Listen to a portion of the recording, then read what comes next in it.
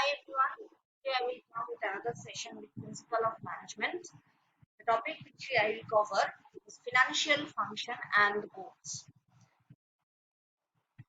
Uh, the topic which I will cover in the following sessions are financial functions, objectives of financial functions, goals of financial function, profit maximization, wealth maximization, why a business needs the finance function, importance of finance function, parameter related to finance function. First, what is finance function? The finance function is a part of financial management. Financial management is the activity concerned with the control and planning of financial resources. In business, the finance function involves the acquiring and utilizing of funds necessary for efficient operation. Finance is the lifeblood of business. Without it, things would not run smoothly. It is a source to run any organization. It provides the money, it acquires the money.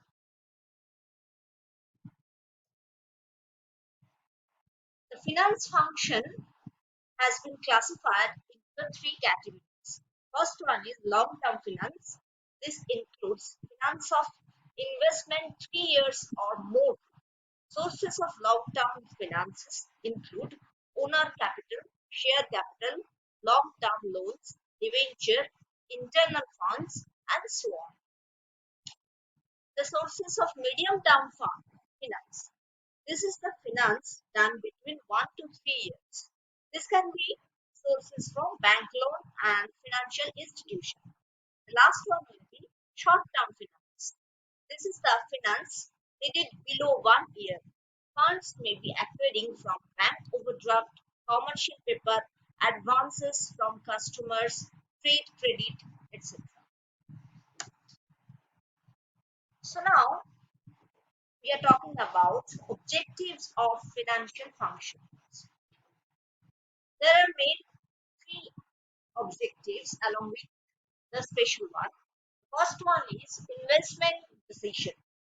This is where the finance managers decide where to put the company's fund.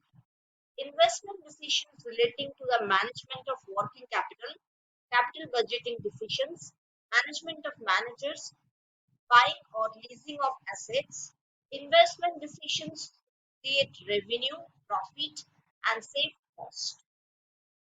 Second one will be financing decision. Here, a company decides where to raise funds from.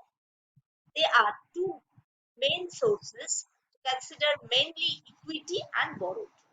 From the two, a decision on the appropriate mix of shorts and long-term finances should be made. The sources of financing best at a given time should also be agreed upon. The third one will be dividend decision. These are decisions as to how much, how frequent, and in what form to return cash to owner. A balance between profits retained and the amount paid out as dividend should be decided here.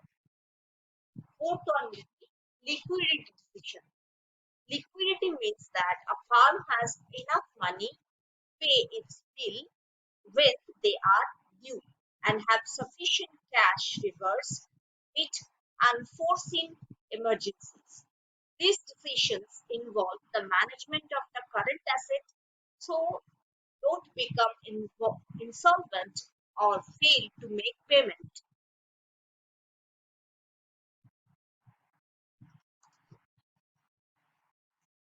Next, what should be the goals of financial management? Goals of financial management should be so articulated as to help achieve the objectives of wealth maximization and maximization of profit. Financial goal may be started as maximizing short-term profit and minimizing risk. These goals imply that finance managers should take finance decisions in such a way as to ensure high level of profits. He should seek courses of action that avoid unnecessary risk and anticipate problem areas, and ways of overcoming difficulties. Besides this, the main goal of a business involves following two entities. The first one will be the profit maximization. Very often, maximization of profits is considered to be the main objective of financial management.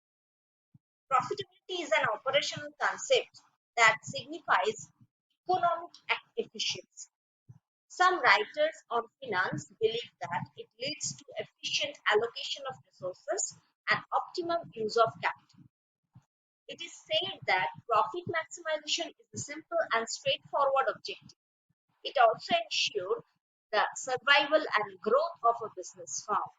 But modern authors on financial management have criticized the goal of profit maximization. There are certain object, objection against the profit maximization objective. First one, the concept is ambiguous or vague.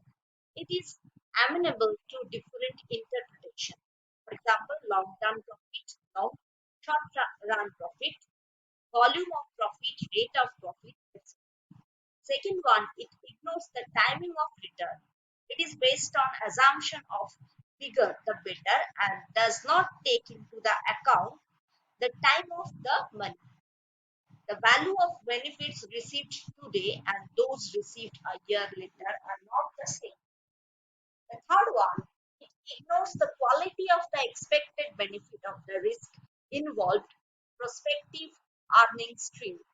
The stream of benefit may have varying degree of uncertainty.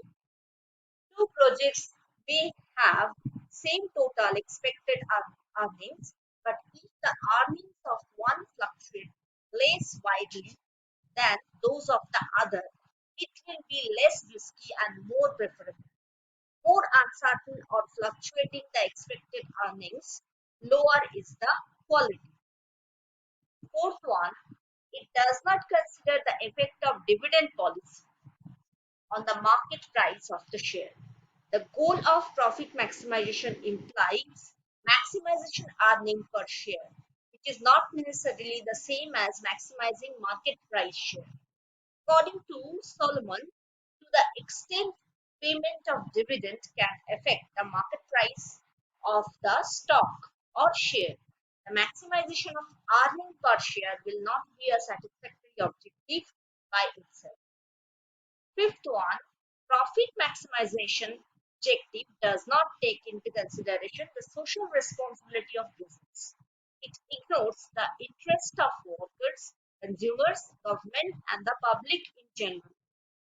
The exclusive attention on profit maximization may misguide managers to the point where they may endanger the survival of the farm by ignoring research, executive development, and other intangible investments. The second one is wealth maximization. Wealth maximization as the goal of financial decision. Wealth maximization or net present worth maximization is defined as follows. The gross present worth of a course of action is equal to the capitalized value of the flow of future expected benefits discounted or as capitalized as a rate which reflect their certainty or uncertainty. Wealth or net present worth, the difference between gross present worth and the amount of capital investment required to achieve the benefits being discussed. Any financial action which creates wealth or which has a net present worth above zero is a desirable one and should be undertaken. Any financial action which does not meet this test should be rejected. If two or more desirable courses of actions are mutually exclusive, that is, if only one can be undertaken, then the decision should be to do that which creates most wealth or shows the greatest amount of net present worth. In short, the operating objective for financial management is to maximize wealth or net present worth.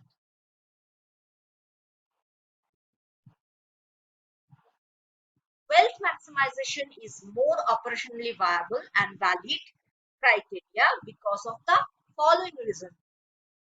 It is a precise and ambiguous concept.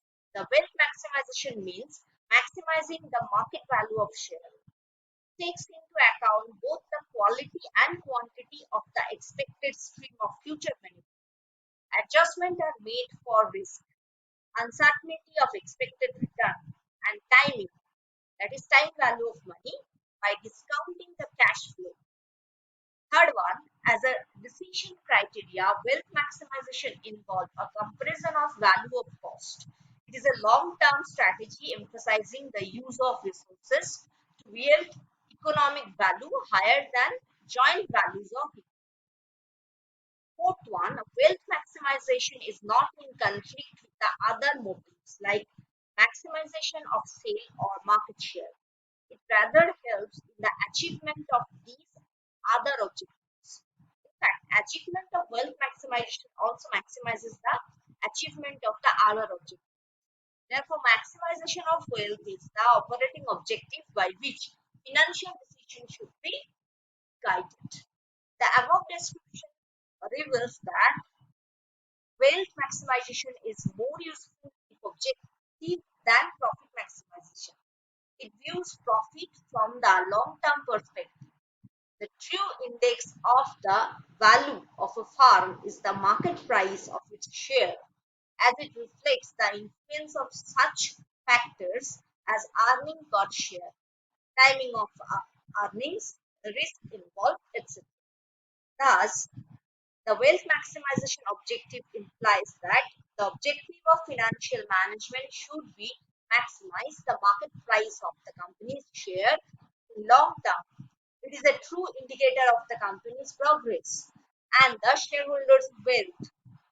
However, profit maximization can be part of a wealth maximization strategy. Quite often, the two objectives can be pursued simultaneously, but the maximization of profits should never be permitted to overshadow the broader objective of wealth maximization. Next one, why a business needs the financial function. The first one, help establish a business. That means without money, you cannot get labor, land, and so on. The finance function, you can determine what is required to start your business and plan for it. The second one, how help run a business. To remain in business, you must cater the day-to-day operating costs such as paying salaries, buying such stationery, raw material. The finance function ensures you always have adequate funds catered to this. Third one, to expand, modernize, diversify. A business needs to grow, otherwise it may become redundant in no time. With the finance function, you can determine and acquire the funds required to do so. Fourth one, purchase assets. You need money to purchase asset. This can be tangible asset like furniture, building, or intangible like trademark, patents, etc. To get this, you need finance.